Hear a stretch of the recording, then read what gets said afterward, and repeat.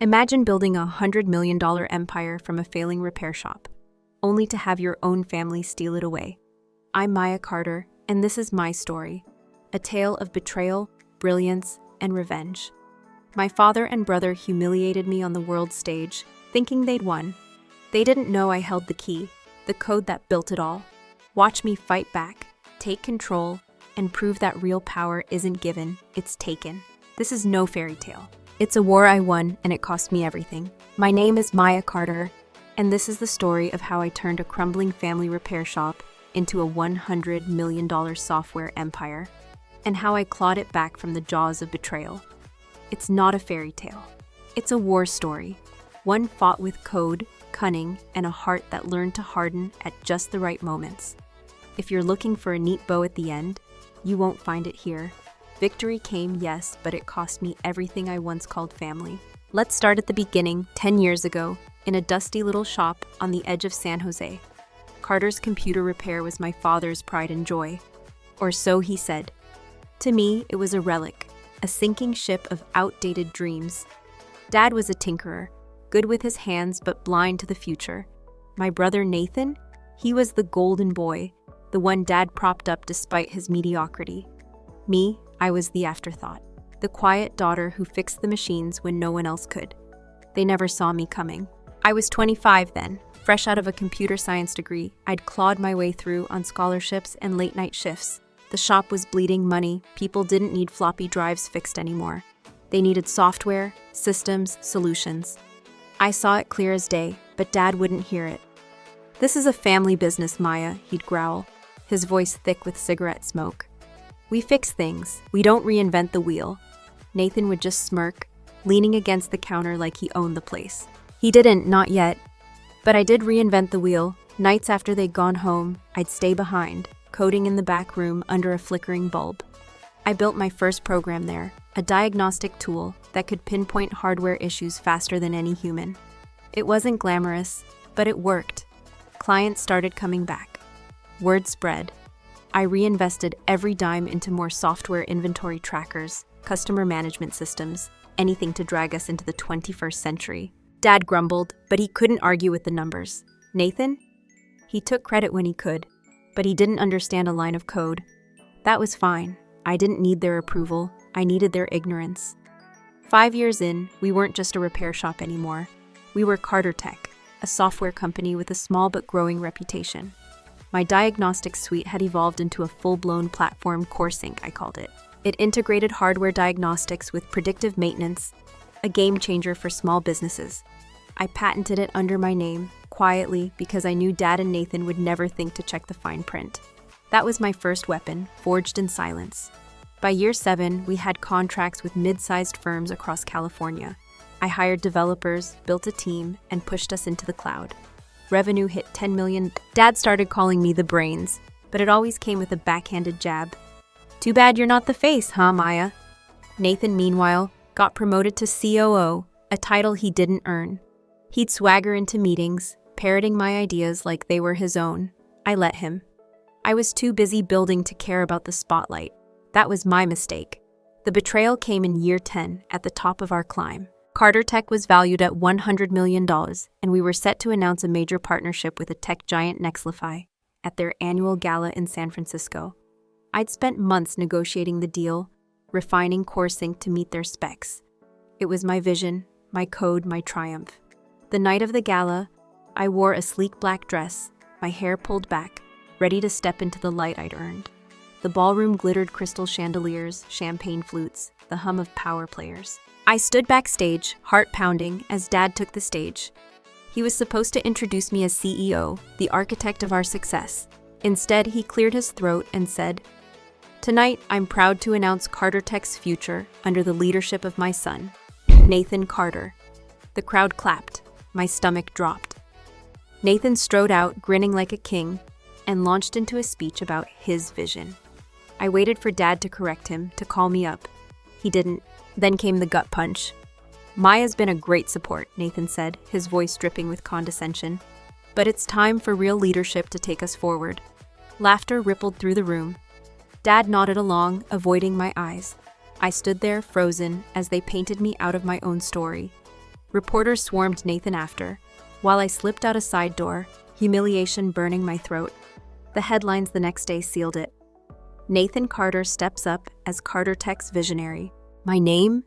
Barely a footnote. That night, alone in my apartment, I didn't cry. I planned. They thought they'd won because they had the title, the applause, the family name. But I had something better. CoreSync. The software they'd built their empire on was mine legally, irrevocably. They'd never bothered to read the patents, the contracts I'd filed years ago.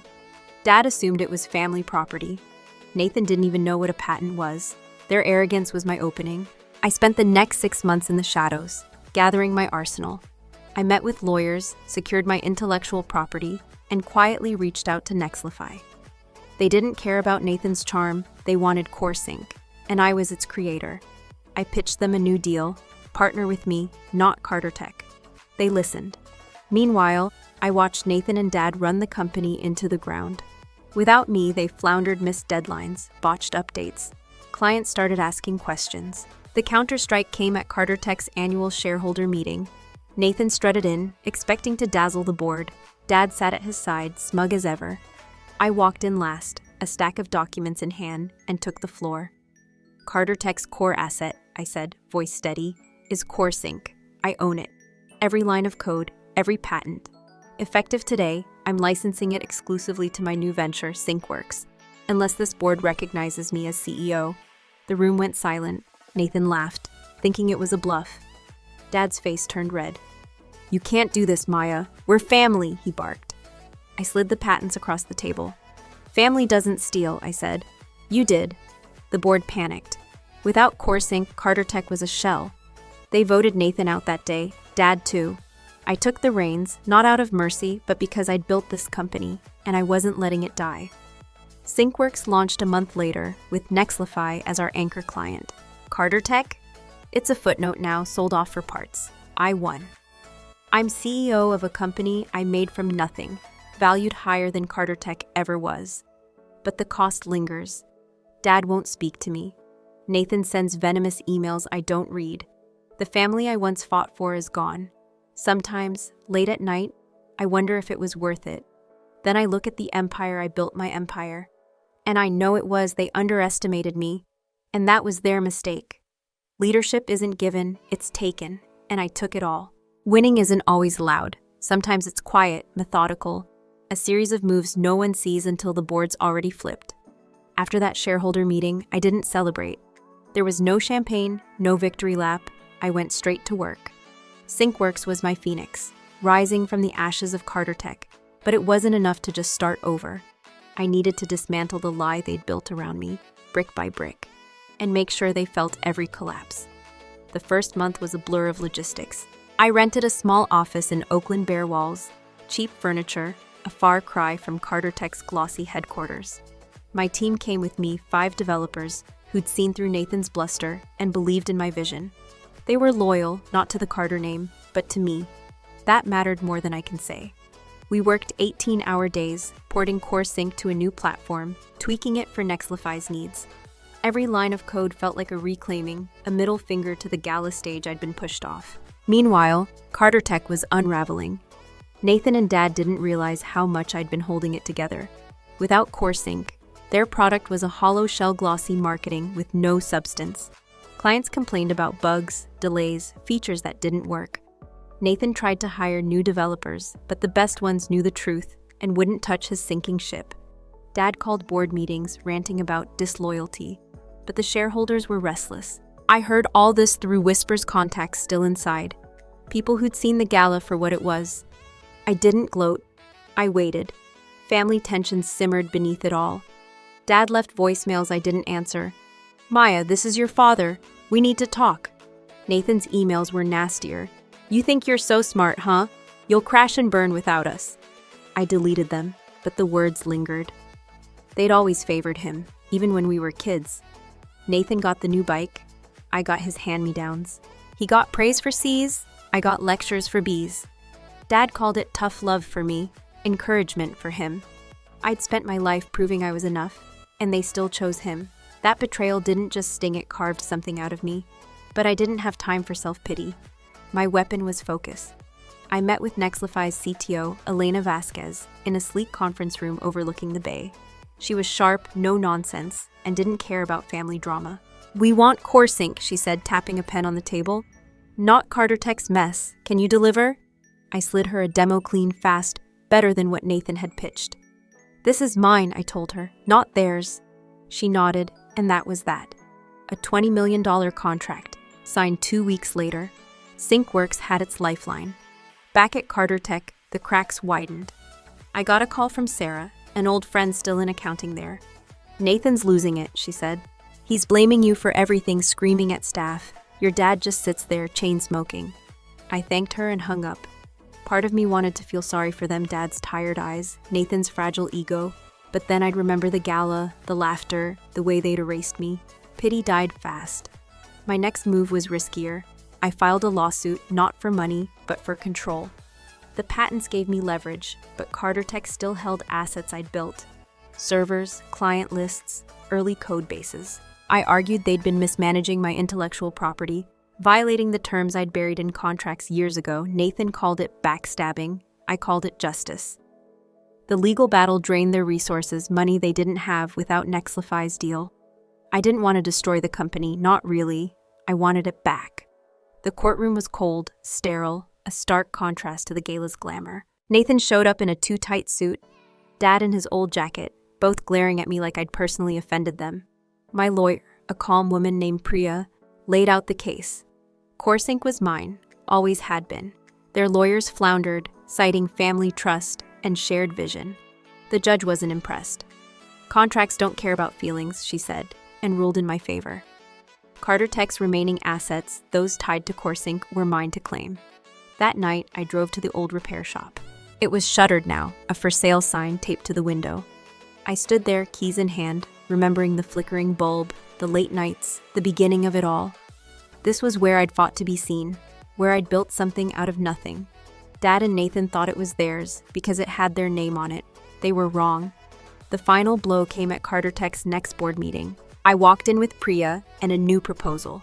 Merge what was left of Carter Tech into SyncWorks, under my leadership, or watch it die. The shareholders didn't hesitate. Nathan stormed out, cursing. Dad stayed, silent, his hands trembling around a cigarette. "You've ruined us," he said as I left. "No," I replied. "You ruined yourselves." SyncWorks grew fast after that. Nexlify's deal brought more clients, big ones. We hit $150 million in valuation by year's end. I hired more staff, moved to a real office, kept innovating. CoreSync evolved into something even I hadn't dreamed of. A platform that didn't just fix problems but anticipated them. The tech world started calling me a visionary. Funny how that word only came after I'd won. But success doesn't erase the quiet moments. Late at night, alone with my laptop, I'd see Dad's voicemails piling up, unread. Nathan's emails stopped, replaced by rumors he'd moved east, chasing some new scheme. The family I'd once wanted to make proud was gone, and I'd done it to myself. Was it worth it? I'd ask, staring at the city lights. Then I'd look at SyncWorks, my creation, my proof, and the answer was yes. They'd underestimated me, humiliated me, but I'd risen above it. Not for them, but for me. This isn't the end of the story. There's more to tell, more battles, more triumphs. But it's the heart of it. A girl who built an empire, lost her family, and found something stronger. Leadership isn't a gift, it's a fight. And I fought like hell. The thing about revenge is it's never as clean as you imagine. You picture this grand moment, lights flashing, enemies crumbling, the world bowing at your feet. But when it came, my victory was quieter, sharper, and left a hollow ache I hadn't planned for. SyncWorks was mine, Carter Tech was dust, and I stood at the top of a mountain I'd built alone.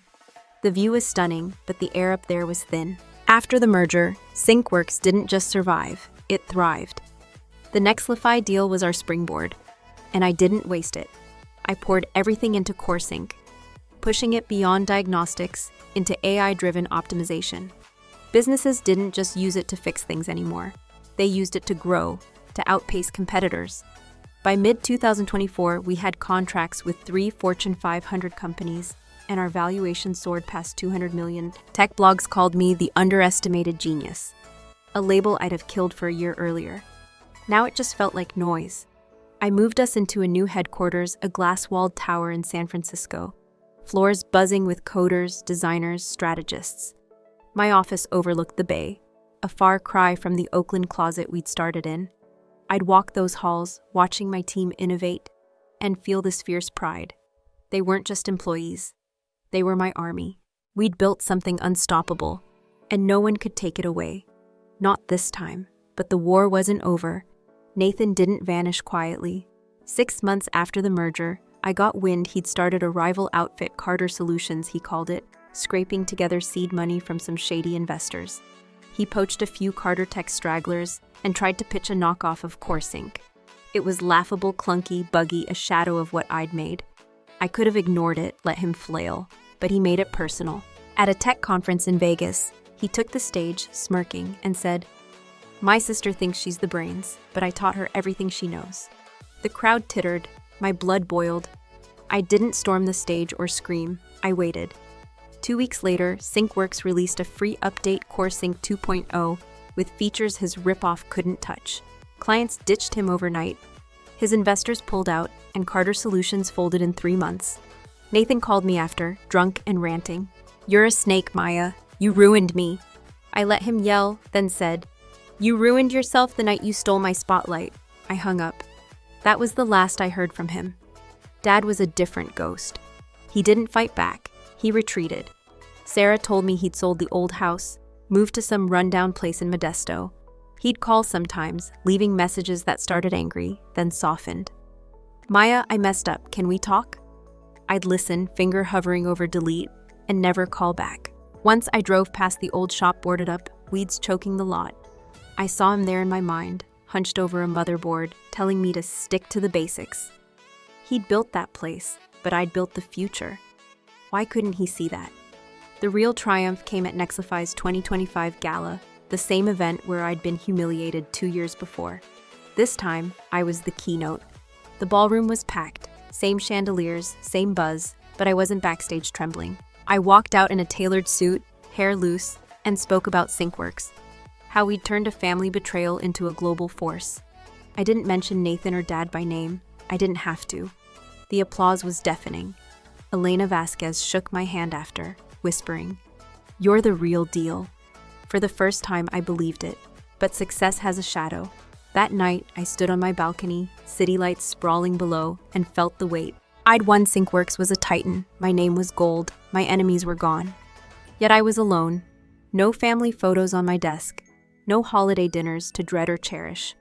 I'd traded one kind of emptiness for another. Was it worth it? I'd ask myself, glass of wine in hand. The answer wasn't simple. Yes, because I'd proven what I could do. No, because the girl who'd coded in that back room wanted her dad's pride, her brother's respect, and those were ashes now. I kept going, though. SyncWorks hit 300 million by year's end. I launched a mentorship program for women and tech girls like me, overlooked but hungry. I saw myself in them, and it healed something, even if just a little. The industry called me a leader, a trailblazer. I'd earned it, not through charm or birthright, but through every sleepless night, every line of code, every calculated strike. The last time I saw Dad was by chance, at a diner off the highway. I was driving back from a meeting, stopped for coffee. He was there, gray and frail, nursing a cup. Our eyes met and he nodded, tentative. I walked over, sat down. "You look tired," he said. "So do you," I replied. We talked, awkward, halting. He apologized, sort of. "I didn't think you'd take it this far," he said. "I didn't think you'd push me out." I didn't forgive him, not fully, but I didn't hate him either. When I left, he said, "I'm proud of you, Maya." It was too late, but it landed anyway. Nathan's somewhere out there, a cautionary tale. Carter Tech's a memory. And me? I'm Maya Carter, CEO of SyncWorks. A name I made mean something. I lost my family to gain my power, and I'd do it again, not because it was easy, but because it was mine. Leadership isn't given, it's forged. I forged mine in betrayal and brilliance, and no one can take that away, not ever. This is my story, not a fairy tale, but a fight. I won, and it hurts, and it's beautiful. That's the truth of it.